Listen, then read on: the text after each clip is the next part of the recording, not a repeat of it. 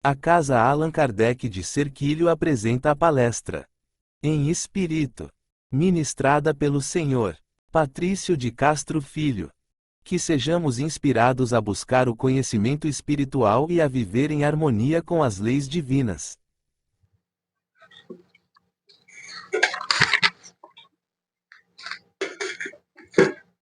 Boa noite a todos. Que a paz de Jesus continue entre nós.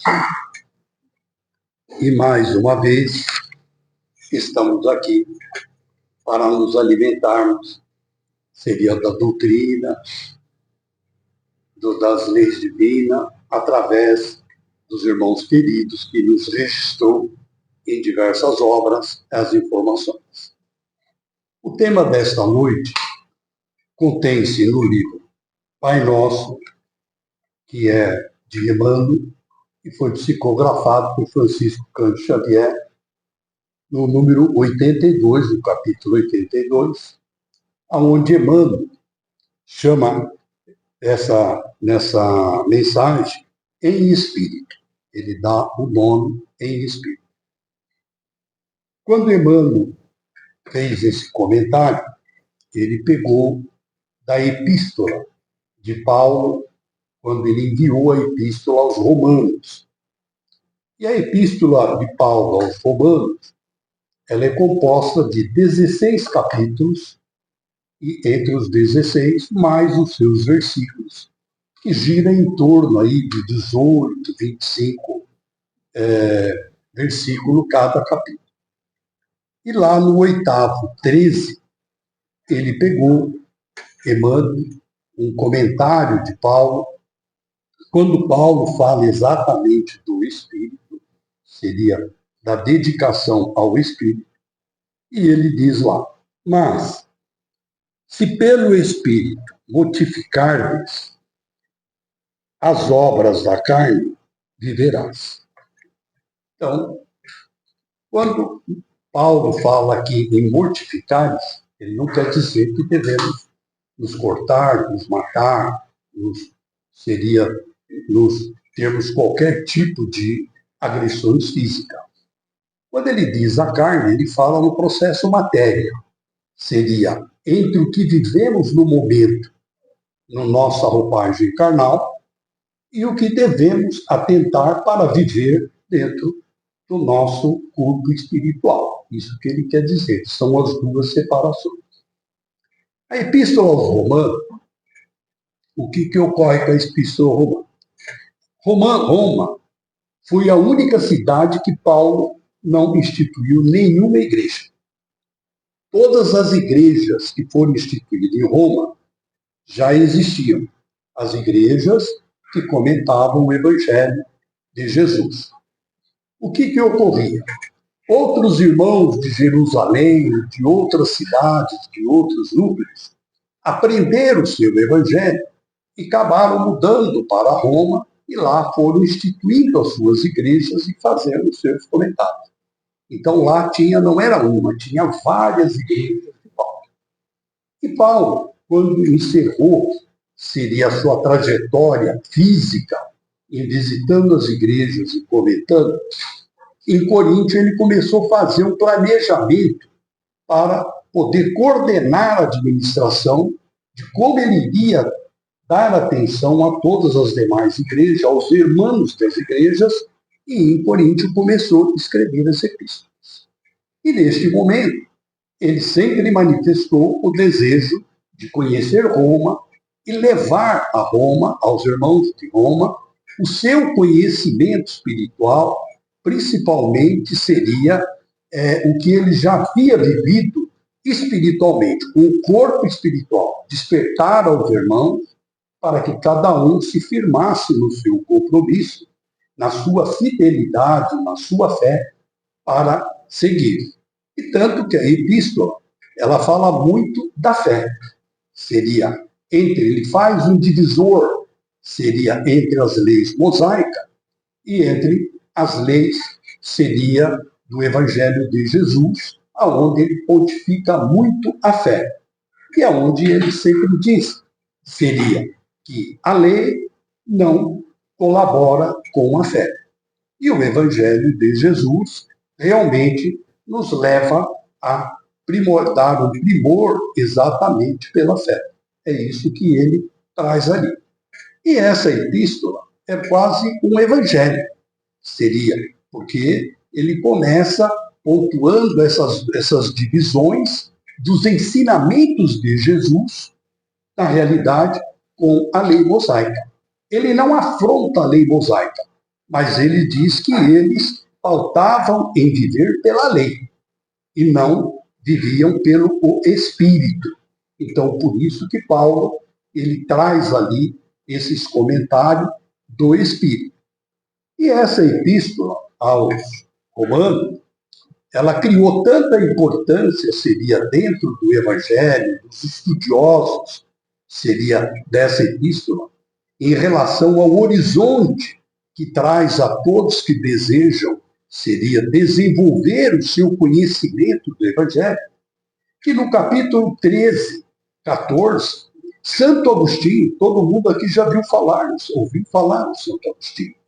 E Santo Agostinho, quando tomou conhecimento dessa epístola, fez uma análise, seria da sua conduta religiosa, pautada no dogma e na lei.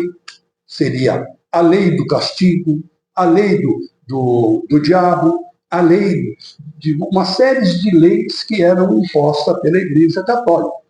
E quando leu a epístola de Paulo, se convenceu que a lei não solidificava, não esclarecia sobre a fé. E ele dizia que a fé vem do Espírito, não vem da lei. E Santo Agostinho ali se tornou um seguidor de Jesus. Não do cristianismo, mas de Jesus. Isso Santo Agostinho. E outros irmãos que ali estiveram, Paulo, quando, por exemplo, lá no 16, ele faz as suas saudações, saudam mais de 20 irmãos, seria do caminho daquela época. Entre eles, por exemplo, ele também sauda lá no ano 60, que isso ocorreu no ano 60 depois de Cristo, Eurípides Barçanufo, aonde Eurípides, naquela época, se identificava pelo nome de Rufo. Né? Então ele salta lá, Rufo, também te salva, quer dizer, Eurípides Barçanufo, com o nome de Rufo, também já era expositor, seria do Evangelho de Jesus, através dos pergaminhos, no ano 60.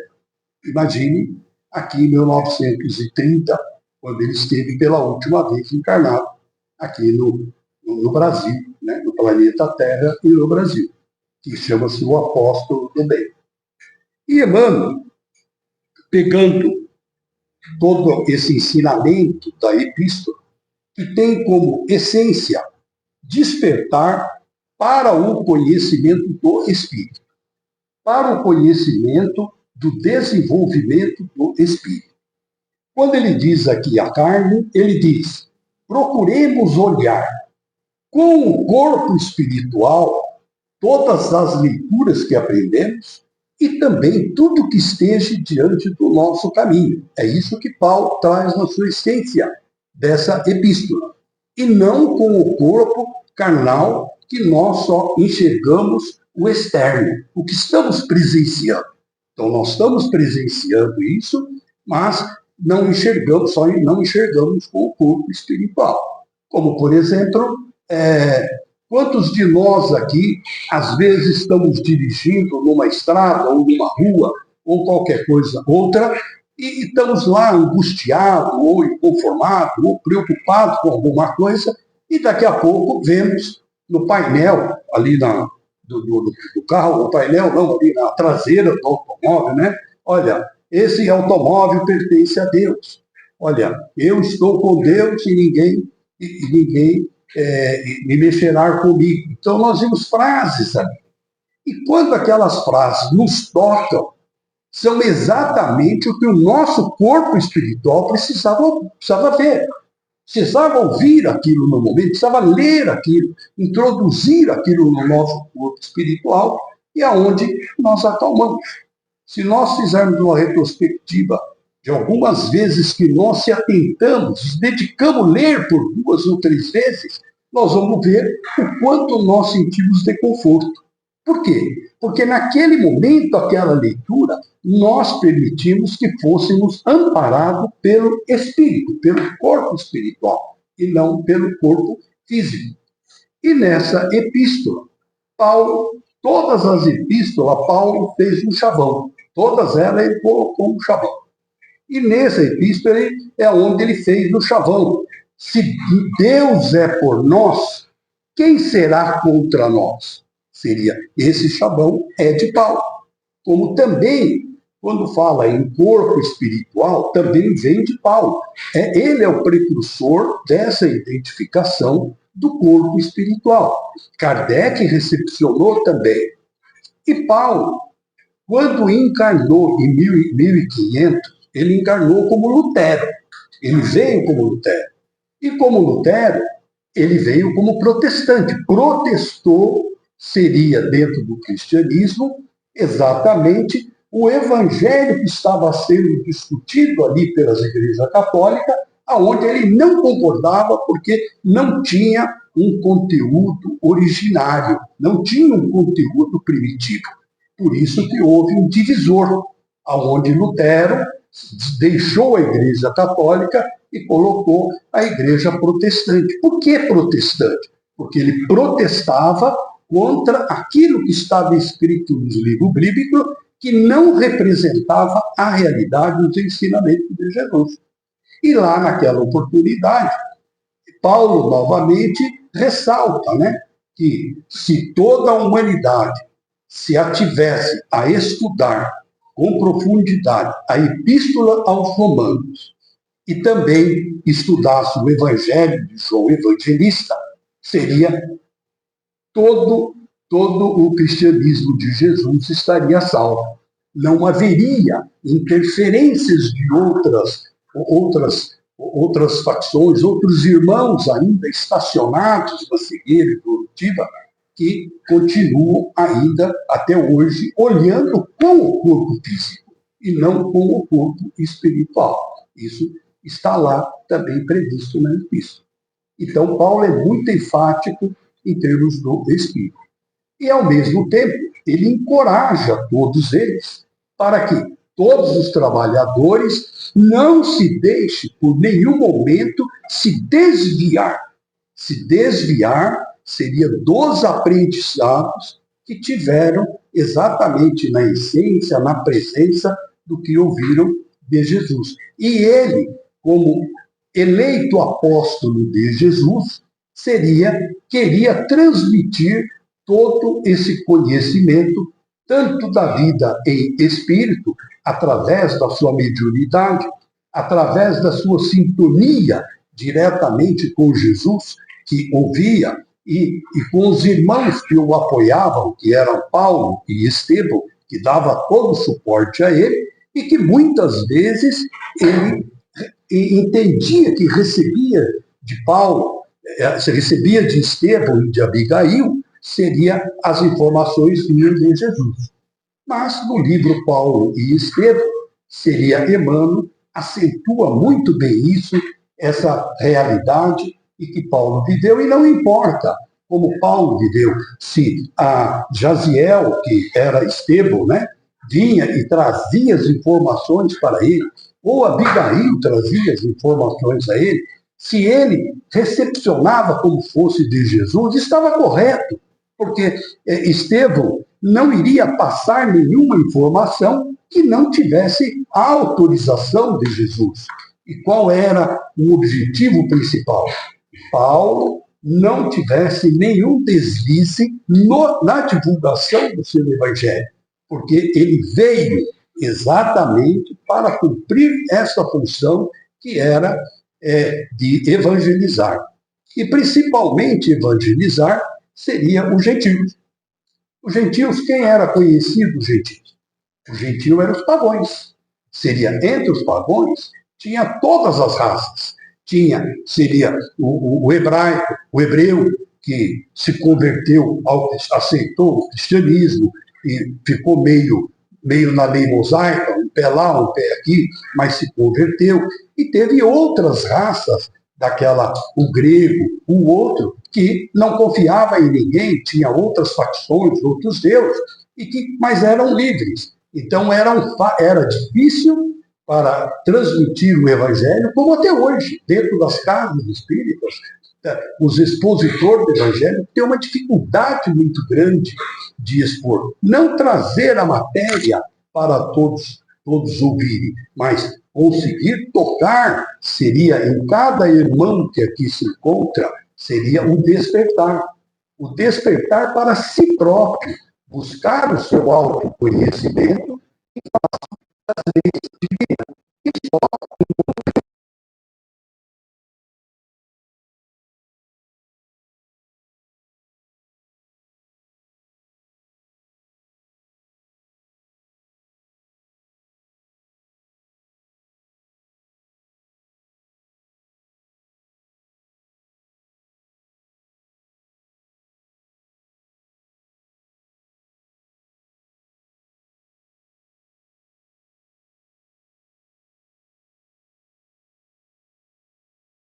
para a verdade.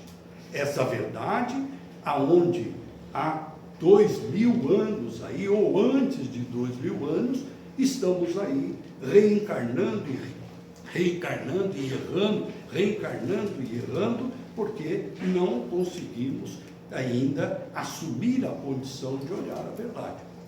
E aí, Emmanuel, fazendo um resumo, porque a epístola é muito grande para comentar ela, os postos, aí o tempo todo se esgota.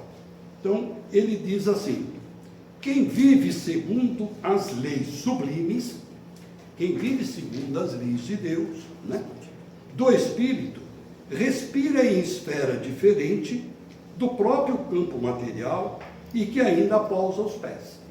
Seria, o que ele quer dizer que respira e se pousa diferente? Não tem apego, não tem apego. Não tem dentro de si a valorização do que ele é usufrutuário. Seria, hoje nós somos usufrutuário, de tudo nós somos usufrutuário. Começando pelo corpo carnal, já somos usufrutuário. Então ele não se apega. Seria isso, ele cuida com muito carinho, cuida com muito respeito, porque ele vai ter que prestar conta disso. Porque é um bem que lhe prestou, Deus nos empresta, e nós temos que prestar conta com isso. E isso não é eu que digo, isso está no Evangelho. Então, quando analisamos, nós primamos mais, como Jesus sempre diz, viva hoje e deixe o amanhã para Deus, porque você não sabe se esta noite você vai ser arrebatado. Está lá na parábola, onde ele fala da parábola, seria do celeiro, né? O agricultor que teve aí muitas plantações, diz: vou desmanchar o celeiro e vou guardar, e agora vou regozijar, não preciso trabalhar mais, vou descansar na rede, vou viver, porque a fortuna é muito grande. E veio, seria um espírito, e disse a ele: mas quem que garante que essa noite, amanhã você estará aqui? E realmente não ficou, foi arrematado naquela noite. E onde ficou os bens pegos? Nenhum deles, né? E Ivone Pereira também tem um livro, né, onde ela fala também seria de um irmão que fica preso, seria a um tesouro, né? Ele construiu um tesouro, construiu um palácio, e nesse palácio ele criou diversos cofres que só ele se identificou, gravou na memória dele o segredo de todos eles, né? E desencarnou. Seria, então, a metade do palácio para lá era o cofre dele, a metade para cá ele vivia. Seria, e aí, como se libertar daquilo? Não se libertou, ficou anos e anos sofrendo, porque precisava pegar aqueles bens que não lhe pertenciam, eram de Deus, e distribuir para os demais irmãos, que era filho de Deus. Então, Ivone Pereira tem, esqueço o nome do livro agora, mas oportunamente dou a vocês, e ele fala também. Então, Emmanuel traz para nós, quando nós realmente vivemos sobre as leis sublimes, nós estamos fazendo esse divisor, né? Nós nos sentimos um conforto melhor, nós sentimos mais segurança, mais confiança em nós, em todas as decisões que vamos tomar e também enfrentar todos os obstáculos que realmente estão no nosso caminho para que nós possamos aprender todos os obstáculos. Então ele está lá. Mais adiante ele diz: avançada compreensão assinala-lhe a posição do íntimo.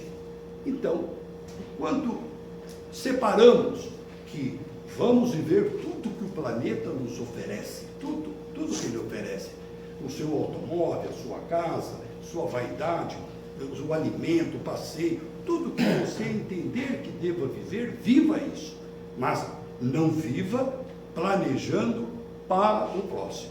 E nós, na nossa ignorância, ainda temos o hábito de dizer: olha, isso eu vou construir porque quero deixar para o meu filho, isso eu quero deixar para o meu neto, o que eu passei, o que eu vivi de dificuldades, todo o meu aprendizado que eu vim aqui para despojar seria do meu instinto ignorante, do meu instinto físico, porque tudo que agimos com o instinto é orgulho. Hoje tomei uma atitude com o instinto, tomei uma atitude de orgulho, porque o instinto, ele é bruto, o instinto, ele tem que sobrepor, ele tem que agir de uma maneira para se autoafirmar dentro do seu poder. Então, ele é de orgulho. Então, na realidade, seria, quando ele está dentro desse conceito, não tem como ele resolver, mas quando ele está numa posição de divisor do seu íntimo, ele encontra a solução. Ele encontra a solução. E aonde ele encontra uma solução, olhando, nós temos o hábito de olhar para o corpo físico, para o externo. Mas temos preguiça, eu também me incluo nessa preguiça, de olhar com o corpo espiritual. Vamos falar da prece. Nós aqui, todos nós oramos, todos nós fazemos a nossa prece. E o que é a prece? A prece é a nossa interação com o alto. É a nossa interação, seria da nossa humildade. É a nossa exposição das nossas impotências para solucionar aquilo que está diante de nós, pequeno ou grande. E o que representa no nosso corpo espiritual a prece? Qual é a essência da prece? Seria a colheita? Não. É a esperança. É a esperança. Todos nós oramos com a esperança. Tenho uma enfermidade física, Deus me ajude para que eu possa vencer essa enfermidade física. Tenho um desequilíbrio, Deus me ajuda para que eu possa vencer este desequilíbrio. Senhor, estou atravessando um problema familiar, não sei como melhor agir para orientar os que estão em torno. Seria, o que ele tem dentro dele? Se ele olhar com o corpo espiritual, ele vai enxergar a esperança. E se ele enxerga a esperança, ele tem que eleger se ele quer um resultado ou ele vai eleger a vontade de que aquela esperança que ele aspirou, ela vai concluir. Onde olhamos? Para o corpo espiritual. Isso Paulo traz também, seria no conjunto dos seus capítulos seria da Epístola aos Romanos, esse comentário. Precisa ler com calma e entender ali, como ele também fala, seria no capítulo 5, ele fala do tempo, né? Ele fala também do tempo, seria, qual é o tempo? Quer dizer, não percamos tempo, enquanto estamos aqui e temos disposições para aprender, para nos permitir pegar o Evangelho e ler. Vamos ser beatas? Não há necessidade de sermos beatos, mas 10 minutos, cada 24 horas, penso que não modifica ninguém, não atrapalha ninguém 10 minutos para se dedicar a uma leitura. Aquele que entender que deva se dedicar mais, melhor. Mas 10 minutos, eu penso que todos nós temos condições. Se não o fazemos, não podemos culpar a Deus pela colheita que temos, que são os efeitos do que semeamos. E Paulo também diz, em uma das suas epístolas, né? Todo semear é livre. Todos nós podemos semear. Mas a colheita é inevitável. Quando ele diz, né? Seria, tudo me é lícito, mas nem tudo tem um conteúdo moral. Tudo me é lícito, mas nem tudo edifica. Ou seria, nem tudo me interessa, nem tudo vai para isso. E mais adiante, né? Nosso tempo está mais adiante, ele diz lá, vale-se do dia, qual aprendiz aplicando a estima na permanência sobre a terra, valioso tempo de aprendizado, que não deve menosprezar. Na ignorância alheia, descobre preciosa possibilidade de serviço. O que ele quer dizer na ignorância alheia? Nós somos também o alheio, nós somos o ignorante alheio. Mas quando nós entendemos que aquele irmão está diante de nós, ou em torno de nós, que manifesta ali, seria o seu desconforto, manifesta a sua revolta, manifesta a sua descrença em alguma coisa, é onde nós devemos estender a mão a ele e saber qual é o melhor momento. Então, esse é o momento de falar de Deus? Não, não é o momento de falar de Deus, porque ele está revoltado e não vai dar ouvido a isso. Mas é o momento de dizer, em que posso te ajudar? Onde posso ser útil a você? Ficar aqui com você e tomar um copo de água? É bom para isso? Sim, é bom para isso. Você quer desabafar? Vamos ouvir você. Que tal de andarmos no parque? Estou dando um exemplo. Cada um elege no momento a sua intuição. Porque naquele momento, o que você falar de Deus, ele vai rebater. Ele vai rebater. Porque a revolta dele é grande e você vai bater, seria a mão na faca. Você vai só se machucar e não vai atingir o seu objetivo. Porque a hora que ele acalmar, passar aquele processo da ira, ele vai realmente alimentar o quê? O corpo espiritual, que é a esperança. Embora inconsciente, a esperança. Preciso sair disso. Preciso encontrar o caminho para amenizar essa intranquilidade. E é onde ele recebe todo o apoio da espiritualidade e a vontade de Deus.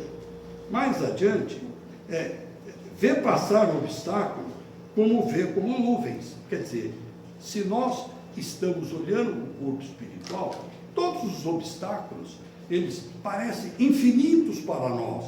Mas quando olhamos de lado, nossa, passei, venci o obstáculo.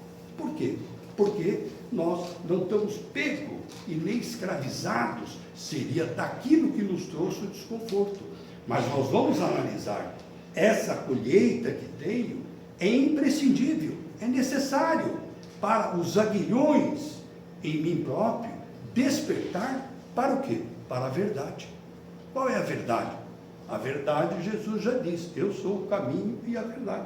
Precisamos conhecer a verdade. Ama a responsabilidade, mas não se prende à posse. Dirige com devotamento, contudo foge ao domínio.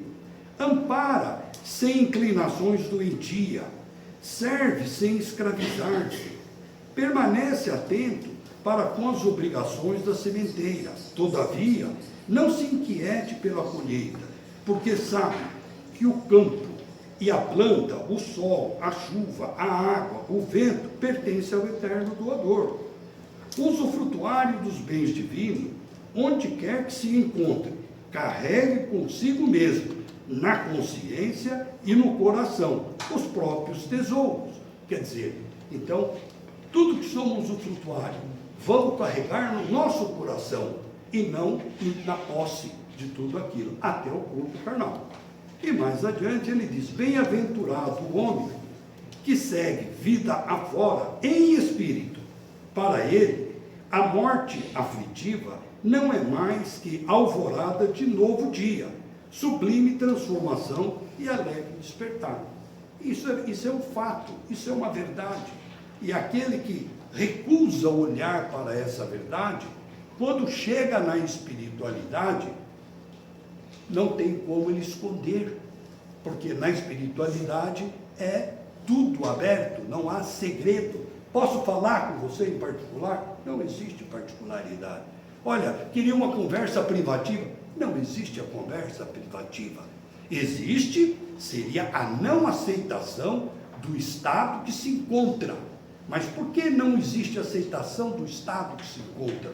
Porque ele semeou aquilo e está recusando a colheita. Mas ele semeou espinho, não pode colher maçã. Esse é um fato normal. Então, meus irmãos, o tempo é curto. Peço desculpa aí por passar um pouco. Muito obrigado. Que Deus abençoe a todos. Mas falar das epístolas de Paulo, o tempo nos atropela. Muito obrigado. Se você gostou deste vídeo e quer ficar por dentro de mais conteúdos como este, não esqueça de deixar seu like, se inscrever no canal e ativar o sininho para receber notificações sempre que tivermos novidades.